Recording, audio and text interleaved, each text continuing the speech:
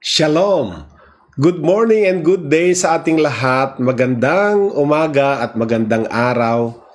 Sa lahat ng ating mga sumusubaybay at tumatangkilik, isa na naman pong araw ng pagpapala ito. Alam ko po na merong inihanda ang Diyos na Kanyang ibibigay sa atin. Nabubuksan niya ang Kanyang durungawan ng langit at ibuhos ang masaganang pagpapala sa umagang ito, sa araw na ito. Bakit ko lagi sinasabing good morning sa good day? Sapagkat iba-iba po ang ating mga time zones at ang aking pong daily devotion ay base po sa oras namin dito sa Hong Kong. Ito po nga po pala si Pastor Rene Alog at ako po ang inyong mga kasama sa susunod na 30 minuto na pagbabahagi ng salita ng Diyos. Ngayon po ay December 8, 2020 and it's Tuesday. Hindi natin namamalayan, sasabihin ko na it's Saturday. Apakabilis po ng araw at 17 araw na lang, Pasko na. At tayo po ay patuloy na sumasahimpapawid upang araw-araw ay makapagdala ng mensahe ng salita ng Diyos na magpapalakas sa atin, magbibigay sa atin ng sigla, kalakasan, at panibagong pananaw sa lalong-lalo na po sa sitwasyon natin. Napakarami pong mga sirkumstansyang hindi favorable sa tingin po ng tao, pero meron pong layunin ng Diyos sa kanyang mga ginagawa. At alam ko po na nagsisilbing pagpapala po ito sa inyo. Kaya kung marapatin po ninyo, pindutin na rin po natin, sabay-sabay tayo, ang share button dyan po sa ating cellphone ngayon. Habang kayo nanonood, isang pindot lang po yan, yung share, at ibigay nyo, padala nyo sa inyong buong Facebook account upang ang lahat ng tinatanggap ninyong biyaya ng kanyang salita ay matanggap din ng inyong mga kakilala, kaklase, at trabaho, kaopisina, maaring mga kaibigan at mga mahal sa buhay ay mapagpala din po sila. Purihin ang Diyos.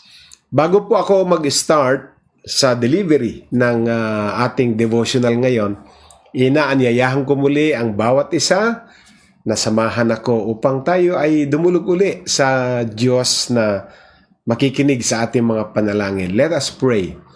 O our God in heaven, maraming salamat muli sa araw na ito, sa umagang ito, na kami ay muling tatanggap ng inyong mga salita. Salamat na dahil kung sa 40 years na ang iyong bayan ay nasa wilderness, ay araw-araw mo silang binibigyan ng pagkain except Saturday, ang manna from heaven. Meron din kaming manna from heaven every morning na tatanggapin upang palakasin kami, upang ang inner man ay palakasin. At kami nga po ay lumalakas sa pamagitan ng mga salita mong tinatanggap namin araw-araw.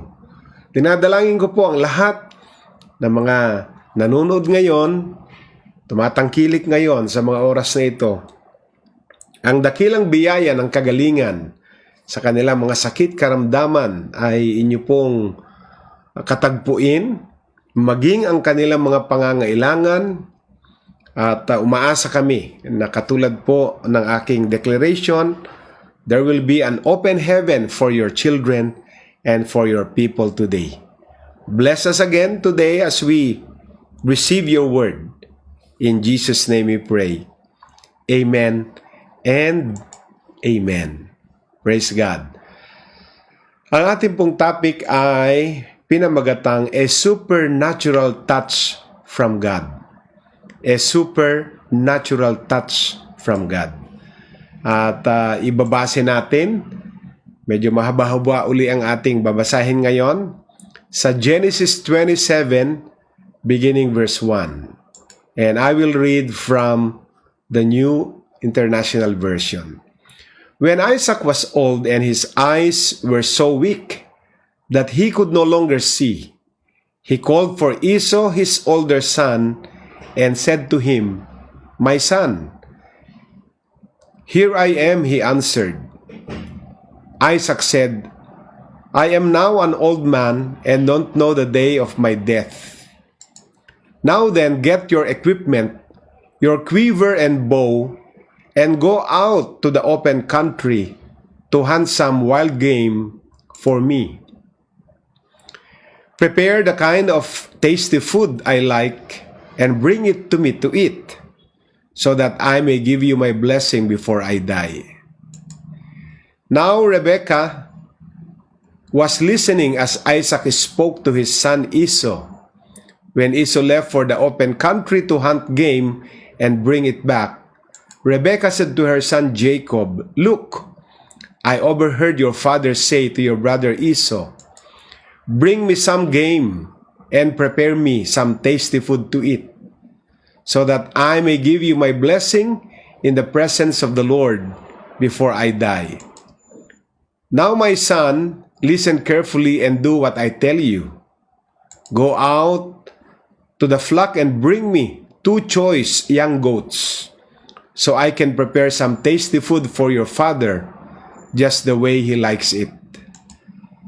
Then take it to your father to eat, so that he may give you his blessing before he dies." Jacob said to Rebekah his mother, "But my brother Esau is hairy man, while I have smooth skin. What if my father touches me? I would appear to be tricking him and would bring down a curse on myself rather than a blessing." His mother said to him, "My son, let the curse fall on me. Just do what I say. Go and get them for me." So he went and got them and brought them to his mother, and she prepared some tasty food, just the way his father liked it. Then Rebekah took the best clothes of Esau, the older son, which she had in the house, and put them on her younger son Jacob. She also covered his hands, the smooth part of his neck, with the goat skins. Then she handed to her son Jacob the tasty food and the bread she had made. He went to his father and said, "My father." "Yes, my son," he answered. "Who is it?" Jacob to his father, "I am Esau, your firstborn. I have done as you told me. Please sit up and eat some of the game, so that you may give me your blessing." Isaac asked his son, "How did you find it so quickly, my son?" "The Lord your God gave me success," he replied. Then Isaac said to Jacob, "Come near so I can touch you, my son, to know whether you really are my son Esau or not." Jacob went close to his father Isaac, who touched him and said, "The voice is the voice of Jacob, but the hands are the hands of Esau." He did not recognize him, for his hands were hairy like those of his brother Esau. So he proceeded to bless him. "Are you really my son Esau?" he asked. "I am," he replied. Then he said, "My son, bring me some of your game to eat, so that I may give you my blessing." Jacob brought it to him and ate, and he brought some wine and he drank. Verse 26. Then his father Isaac said to him, "Come here, my son, and kiss me." So he went to him and kissed him. When Isaac caught the smell of his clothes, he blessed him and said, "Ah, the smell of my son is like the smell of a field that the Lord has blessed." Verse 28. May God give you heaven's dew and earth's riches, an abundance of grain and new wine. May nations serve you and peoples bow down to you. Be Lord over your brothers, and may the sons of your mother bow down to you. May those who curse you be cursed, and those who bless you be blessed. After Isaac finished blessing him, and Jacob had scarcely left his father's presence, his brother Esau came in from hunting. He too prepared some tasty food and brought it to his father. Then he said to him, "My father, please sit up and eat some of my game so that you may give me your blessing." 32. His father Isaac asked him, "Who are you?" "I am your son," he answered, "your firstborn Esau." Isaac trembled violently and said, "Who was it then that hunted game brought it to me? I ate it just before you came, and I blessed him, and indeed he will be blessed." When Esau heard his father's words, he burst out with a loud and bitter cry and said to his father, "Bless me too, my father." But he said, "Your brother came deceitfully and took your blessing." Esau said, "Isn't he rightly named Jacob? This is the second time he has taken advantage of me. He took my birthright, and now he's taken my blessing." Then he asked, "Haven't you reserved any blessing for me?" Isaac answered Esau, "I have made him lord over you, and made all his relatives his servants, and I have sustained him with grain and new wine. So, what can I possibly do for you now, my son?" Esau said to his father, "Do you have only one blessing, my father? Bless me too, my father." Then Esau wept aloud. 39. His father Isaac answered him, "Your dwelling will be away from the earth's richness, away from the dew of heaven above. You will live by the sword, and you will serve your brother. But when you grow restless, you will throw his yoke from off your neck." Esau held a grudge against Jacob because of the blessing his father had given him. He said to himself, "The days of mourning for my father are near, then I will kill my brother Jacob."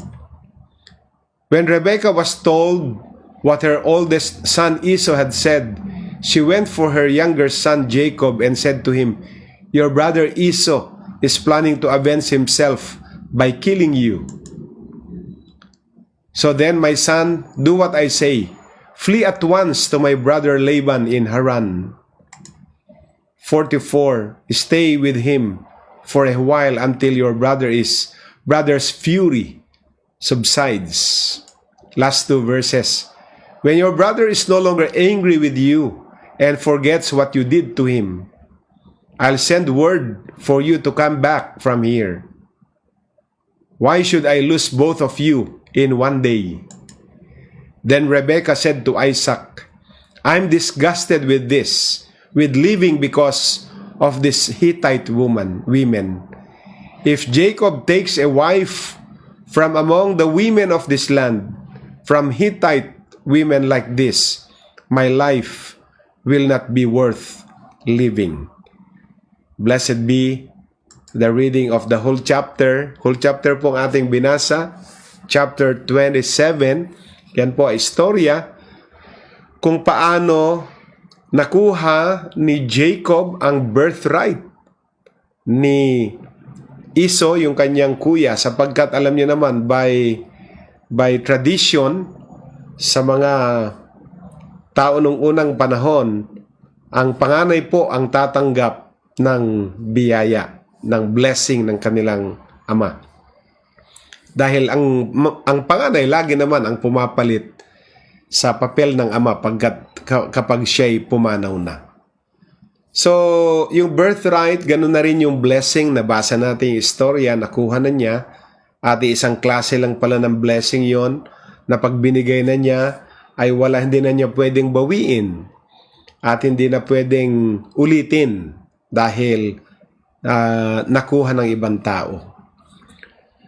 So, si Jacob ay pinatakas ng kanyang nanay Rebecca na pumunta sa kanyang tiyuhin na kapatid ni Rebecca na ang pangalan ay Laban, at ito ay sa Haran, sa lugar na ang pangalan ng lugar ay Haran.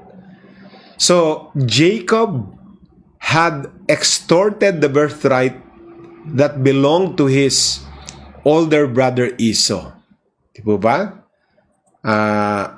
Yung buong chapter pong binasa natin, yun na mismo yung istorya ng kanyang pagkakadaya sa kanyang panganay na kapatid na si Esau. And not only that, but Jacob had deceived their father.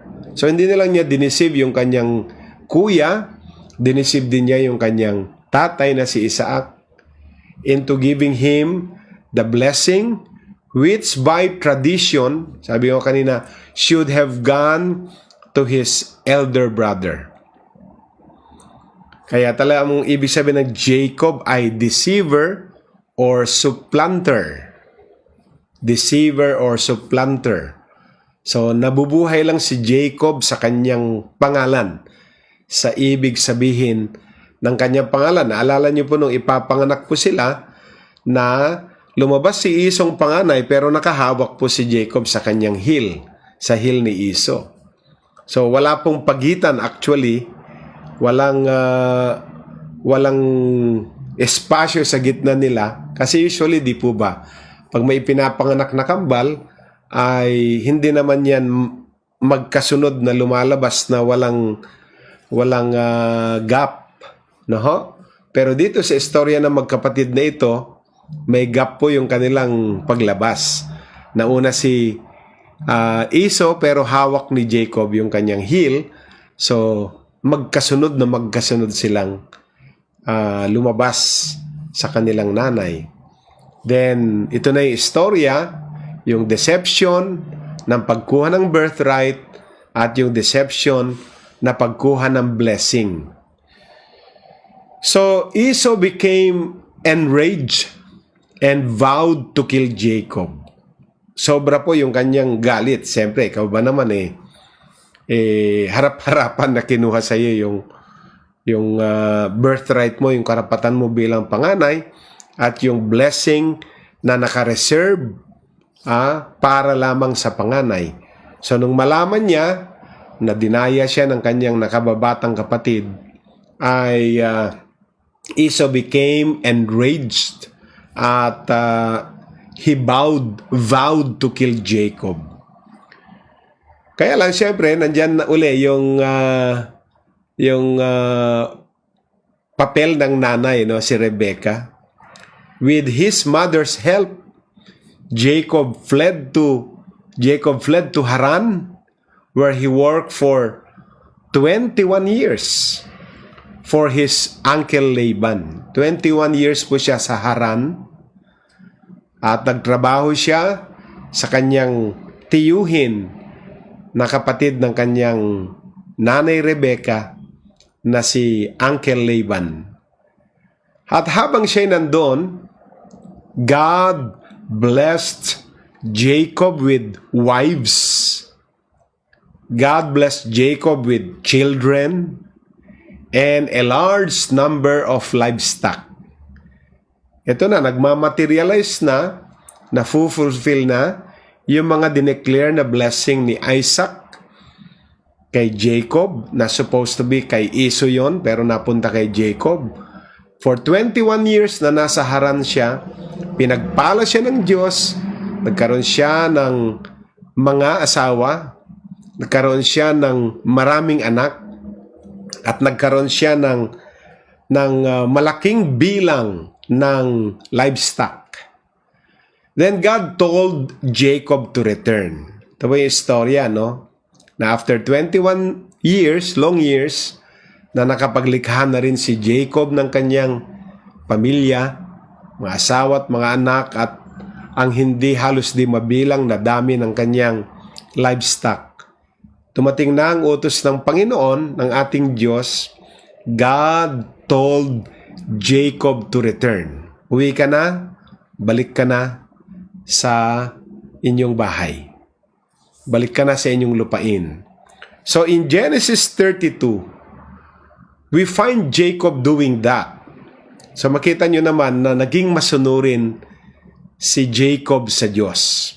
Nung sinabi ng Diyos na it's time for you to go back, it's time for you to return, at mababasa natin sa Genesis chapter 32, we find him doing that. Ginawa po ni Jacob yan. But he was very fearful, expecting that Esau would still be angry and kill him. Sumunod siya sa Diyos, sa utos ng Diyos na bumalik na siya sa kanilang lupain.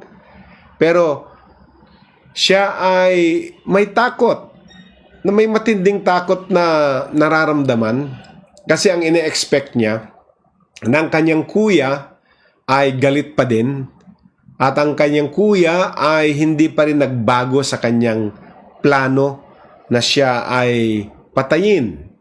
That's why in Genesis chapter 32 verses 1 and 2 tells us that in Jacob's journey, habang nagjo-journey na siya pabalik, umalis na siya ng Haran, the angels of God met him, and he named the place of their appearance Mahanaim. Sa kanyang paglalakbay, kasama ang kanyang mga pamilya, mga servants at mga livestocks, ay meron siyang na-meet na angels of God, at pinangalanan niya yung place kung saan sila nag-appear na Mahanaim, meaning two hosts. Yun ibig sabihin ng Mahanaim, to host as a memorial of the experience he had there with God. So, lahat ng lugar, yan naman talaga si Jacob, lahat ng lugar na meron siyang encounter sa Diyos, ay naglalagay siya ng living memorial o palatandaan na may experience siyang nangyari doon o naganap o meron siyang experience sa Diyos sa lugar na yon. Kaya naglalagay siya ng mga memorials. Minsan, mga bato ang nilalagay niya na palatandaan na sa lugar na yon, nagkaroon siya ng experience sa Diyos. Nais kong basahin po natin yung nasa Genesis 32 verses 1 and 2. Basahin po natin yan in the NIV again, at sabi, Jacob also went on his way, and the angels of God met him. Verse 2, when Jacob saw them, he said, this is the camp of God. So he named that place Mahanaim. Praise God. So yun po, nagkaroon siya na encounter with the angels of God. At tinawag niya yung lugar na yon na Mahanaim. But despite this supernatural revelation, Jacob still continued his trip, his journey in fear, even though God had let him see a host of angelic beings about him. Sabihin, kahit na po may assurance nang ibinibigay ang Diyos sa kanya na ito ay ang kanyang ginagawang pagbabalik sa kanilang lupain ay perfect will ng Diyos para sa kanya. At nagkaroon na nga ng assurance yan, magkaroon ng supernatural revelation, kaya magpapatuloy siya sa kanyang paglalakbay pabalik, pero punong-puno pa rin siya ng takot sa puso niya. Samantalang meron ng assurance ang Diyos. Di ba ganun naman talaga?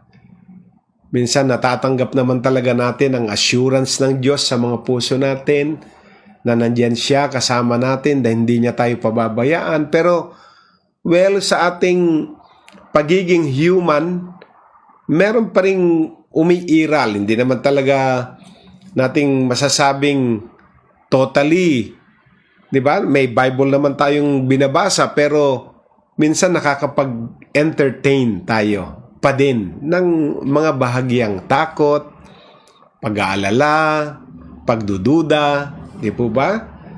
Kaya kailangan natin ito nga, nakatanggap na nga siya ng supernatural revelation, pero hindi pa rin niya magawang ma-zero yung kanyang fear. Dahil alam niya na yung kanyang kapatid, pag-alis, wala na silang communication kung ano nangyari. 21 years after, nasa isip niya, galit pa si Kuya Iso at baka patayin pa din siya. Jacob also had promises of God upon which to rely.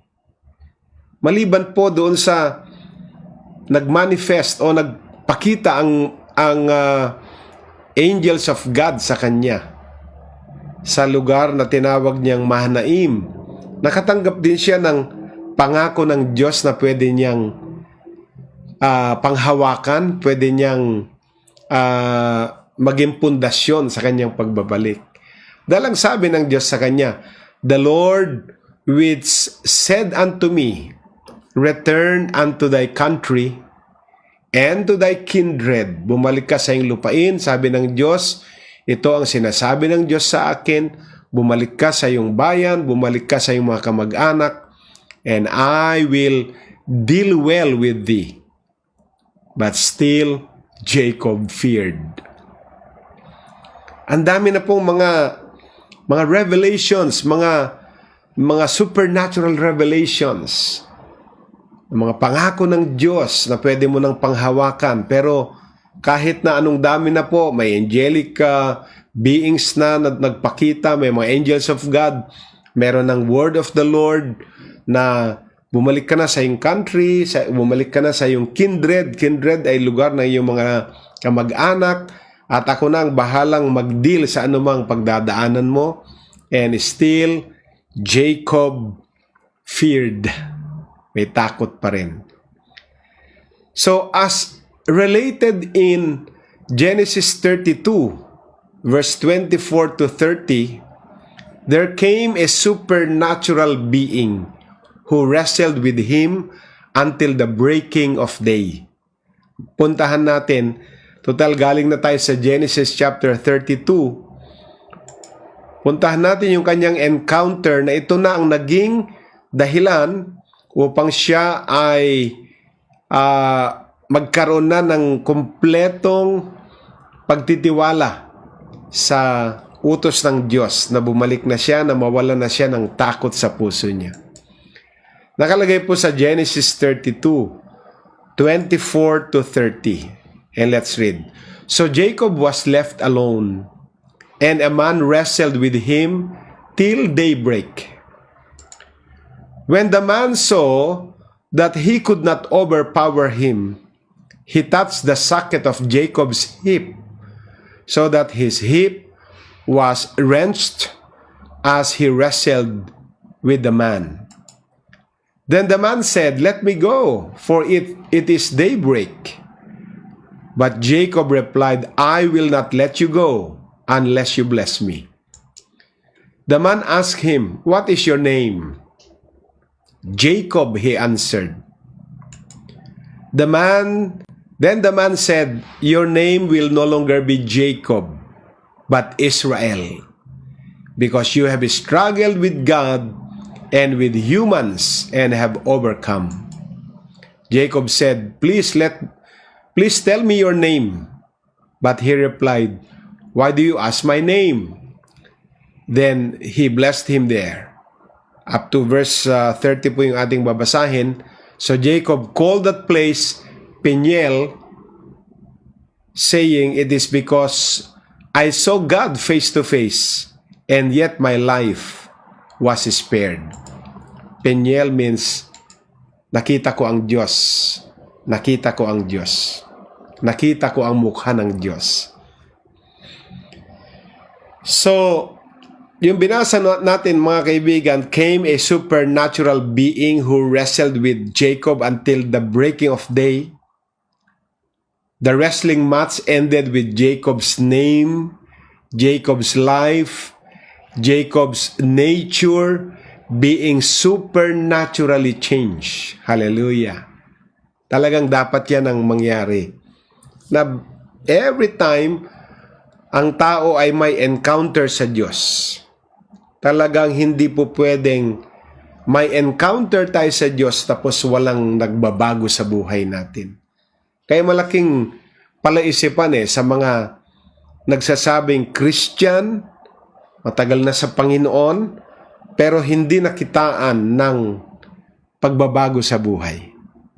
Yung pagbabago as in sa ikagaganda ng kanyang buhay.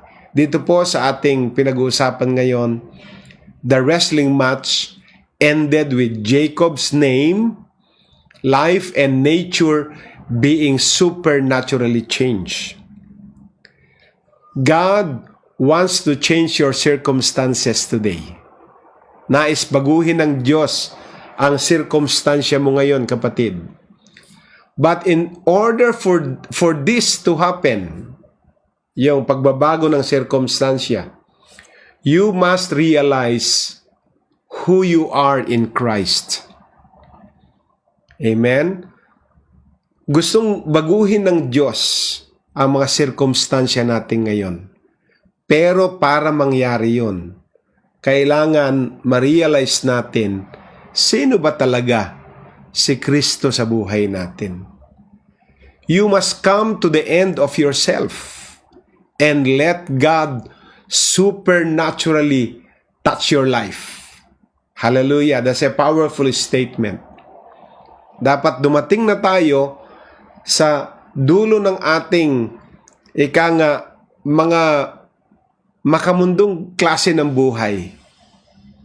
At hayaan nating ang Diyos ay supernaturally hipuin ang ating mga buhay at baguhin ang ating mga sirkumstansya, baguhin ang ating mga pagkatao.